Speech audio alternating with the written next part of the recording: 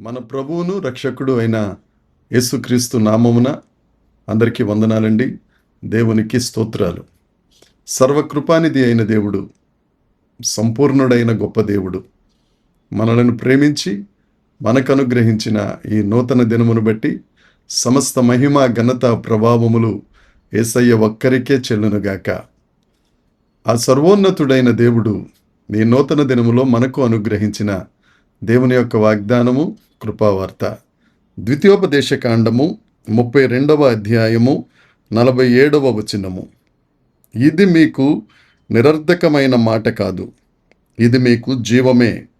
మరియు మీరు స్వాధీనపరుచుకొనుటకు యోర్ధానును దాటబోవుచున్న దేశములో దీనిని బట్టి మీరు దీర్ఘాయుష్మంతులగుదురు.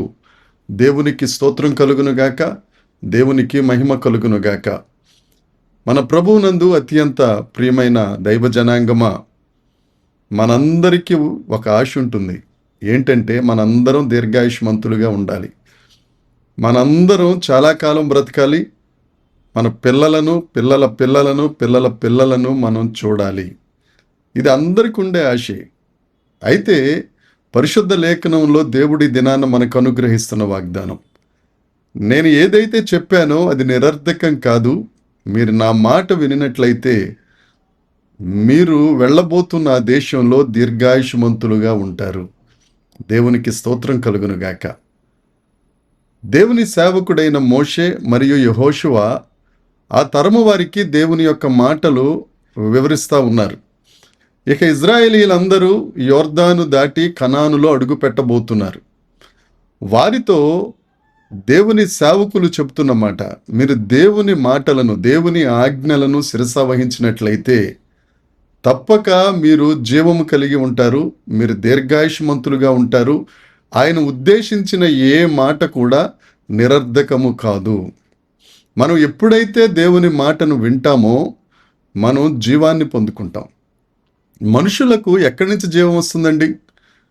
లేఖనం చెప్తుంది కదా, మనుషులు రొట్టె వలన కాదు కానీ దేవుని నోట నుండి వచ్చు మాట వలన ప్రతి ఒక్కరూ బ్రతుకుతారు. దేవునికి స్తోత్రం. మనం బ్రతకాలి అని అంటే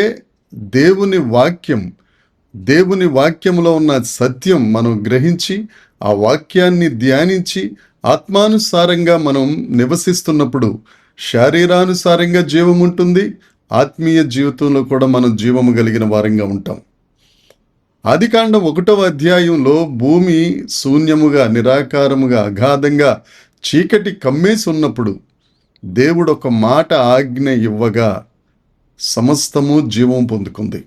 దేవుని యందు ప్రియమైన వారలారా, ఎంతవరకు మనం బ్రతుకుతున్నాం కానీ మన జీవితములలో నిజమైన జీవము లేక, సమృద్ధి జీవము లేక, శ్రేష్టమైన జీవము లేక ఆ దేవునికి దూరంగా ఉన్నావేమో. ఆ దేవుడి దినాన్న నీతో మాట్లాడుతున్న మాట, నీవు దేవుని వాక్యాన్ని విన్నట్లయితే, ఆయన మాటను శిరసావహించినట్లయితే, ఆయన మార్గాల్లో నడవడానికి నువ్వు ఇష్టపడినట్లయితే నీవు నిశ్చయముగా జీవాన్ని పొందుకుంటావు. ఆయన చెప్పిన ఏ సంగతులు, ఆయన నీ కొరకు నిర్ణయించిన ఏ విషయం కూడా నిరర్ధకము కాదు. దేవునికి స్తోత్రం. యెషయా గ్రంథము 55వ అధ్యాయము 11వ వచనం చెప్పే మాట ఏమిటంటే, నేను పంపించిన దేవుని వాక్కు అది నిష్ఫలము గాక, నిరర్ధకముగా నా యొద్దకు తిరిగి రాదు. దేవుడు ఏ నిమిత్తమైతే నీ దగ్గరకు ఈ వాక్కును పంపిస్తున్నారో, ఈ మట్టి బొమ్మను ఈ దినాన్న మరుగుపరుచుకుని దేవుడు నీతో మాట్లాడుతున్నారో, ఆ మాట నీ దగ్గరకు ఆయన నిర్ణయించిన కార్యమును జరిగించి, నిన్ను ఆశీర్వదించి, నిన్ను దీవించి, నీ సంతానమును విస్తరింపజేసి, అంతేకాదు నిన్ను దీర్ఘాయుష్మంతునిగా చేస్తుంది. అది నీకు జీవాన్ని ఇస్తుంది. ఆ మాట నిరర్ధకము కాదు. మనం వెళ్ళబోయే ఆ యోర్దాన్ దాటి కనానులోనికి వెళ్ళబోయే ఆ దేశంలో నువ్వు దీర్ఘాయుష్మంతుడిగా ఉండాలి. నీవు ఆశీర్వదించబడి నువ్వు బ్రతకాలి. నువ్వు అనేకులకు ఆశీర్వాదకరంగా ఉండాలి అని అంటే నువ్వు నిశ్చయముగా చేయవలసిన పని దేవుని మాట వినాలి. ఈ దినాన్న దేవుడు నీతో ఒక వాగ్దానం చేస్తున్నారు. నువ్వు నా మాట వినినట్లయితే నేను నీ కొరకు కొన్ని ఉద్దేశములు కలిగి ఉన్నాను, అవి నిరర్ధకం కాదు. ఆ తరువాత నువ్వు వెళ్ళబోయే ఆ ఆశీర్వాదమును అనుభవించడానికి, దీర్ఘాయుష్మంతుడుగా ఉండి ఆ దీవెనలన్నీ స్వతంత్రించుకోవటానికి నీవు, నీ పిల్లలు, నీ పిల్లల పిల్లలు, నీ మనవ సంతానము యావత్తు నీవు ఆశీర్వాదములకు వారు పాత్రులు అవ్వడానికి ఆస్కారంగా నువ్వు ఉంటావు.